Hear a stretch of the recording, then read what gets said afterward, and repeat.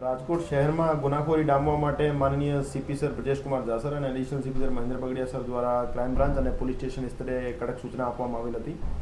શહેરમાં સંગઠિત ગુના આચરતી ટોળકીઓને ક્રાઇમ બ્રાન્ચ દ્વારા આઈડેન્ટિફાઈ કરવામાં આવેલ છે.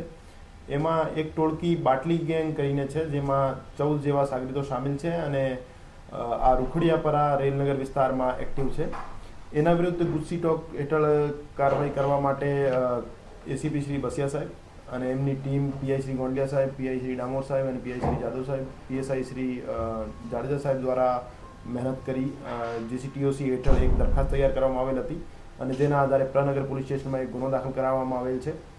આ ટોળકીમાં કુલ 14 સભ્યો સામેલ છે, જેનો લીડર તરીકે સાવન ઉર્ફે લાલી છે, જે હાલ જેલ હવાલે છે.